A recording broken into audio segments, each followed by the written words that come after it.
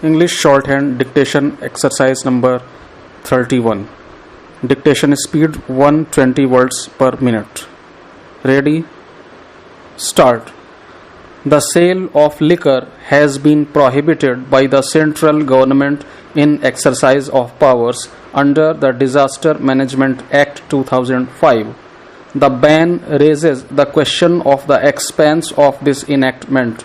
How much inflation of ambit would be constitutionally permissible, given that our constitution is federal in character and involves an elaborate distribution of powers in the 7th schedule, as also the fact that except for the exercise of powers under Article 356, the state governments cannot be superseded. The objective of the Disaster Management Act 2005 is to deal with disasters, their impact, and all steps necessary to alleviate, remedy, and rehabilitate. The object limits the ambit of the Act. It does not matter how wide the phraseology of the provision is. The object or purpose of the Act sets the limit. In an important court case judgment in 2016, the Supreme Court had observed that purposive construction is today's golden rule of interpretation. If that is so, can the central government prohibit the sale of liquor even though the sale of essential and non-essential goods has been permitted? Let us look at the three lists in the 7th schedule of the Constitution. Entry 8 in the state list, read with Article 246, gives exclusive power to the states to legislate and execute with respect to the manufacture, production, distribution, and sale of liquor. The central government has no power in this respect. It cannot encroach upon the legislative domain of the states. How does the Disaster Management Act empower the center to impose a temporary ban on the sale of liquor during the fight with coronavirus pandemic?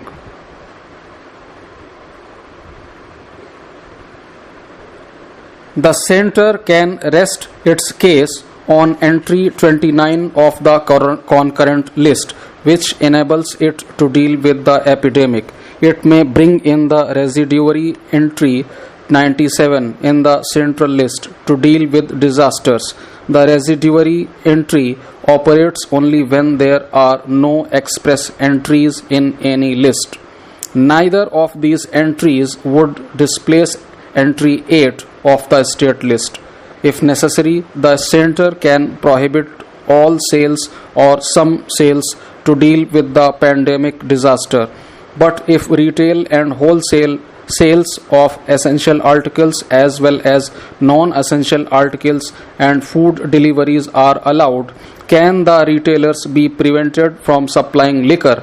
It is difficult to comprehend how the home delivery of liquor, particularly foreign liquor or IMFL, would result in the spread of coronavirus. It is a non-essential commodity which can be supplied to homes on demand after wearing masks and gloves. Notably, the supply of liquor presents a vital source of revenue along with sales tax. The states need funds to remain functional and to discharge their duties, even those with respect to COVID-19. Managing a pandemic disaster brings in elements of centralization in an otherwise federal framework of our constitutional governance, but only to enable the central government to deal with the pandemic. The Disaster Management Act 2005 cannot totally disrupt the state's plenary jurisdiction as a federal partner.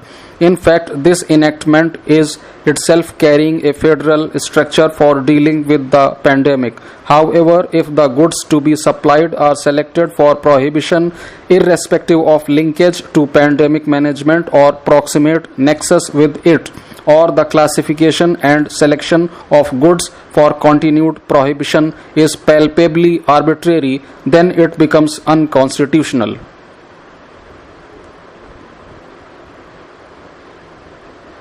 The prohibition of liquor supply is in exercise of an executive power under the Disaster Management Act. The executive needs to satisfy the rationality and proportionality test. In this case, where the supplier is willing to comply with the precautionary norms and is in a position to do so, the continued ban on supply of liquor in any form is clearly and manifestly arbitrary. There is no justification for treating it differently from other non-essentials. There seems to be an oversight that this good is in the exclusive jurisdiction of the states and its sale is much needed for the revenue of a state. It adversely impacts the state's economy as well as the fight against the pandemic. It is said that there is domestic violence on account of the consumption of liquor. If allowed in the present times, it would increase violence. But this is a matter for the states to consider for imposing a permanent ban. It is not a disaster management issue. It is said that the poor would divert his little income to liquor. For this reason, the whole society should be deprived, else there would be a charge of discrimination. This, too, is for the states to consider while devising excise policy and rules. It may temporarily withhold supply of country liquor or raise its prices. Assuming that there is power micromanaging selection of products by the central government is not a good idea. The states execute at the ground level, and the situation of coronavirus spread in each state is different. Even within the states, there are areas where there is little or no impact or the situation is getting better. Hence, at the micro level, the states should be left alone to decide for themselves. It may be noted that the financial condition of the states is grim. The excise duty source needs to be revived. This will also help the center as the demand from the states for funds will reduce. Federal cooperation and federal freedom are essential for the economic revival of India.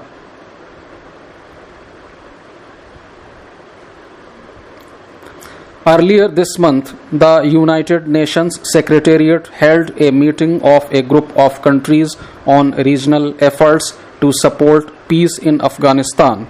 Countries included in this group were China, Iran, Pakistan, Tajikistan, Turkmenistan, Uzbekistan, the United States, Russia, and Afghanistan itself. India was conspicuous by its absence from the meeting on April 16, given its historical and strategic ties with Afghanistan. But this was not the first time it had happened. In December 2001, the Indian team arrived in Germany where the famous Bonn Agreement was negotiated. The Indian team found that no reservation had been made for them at the official venue. In January 2010, India was invited to attend the London Conference on Afghanistan, but left out of the room during a crucial meeting that decided on opening talks with the Taliban.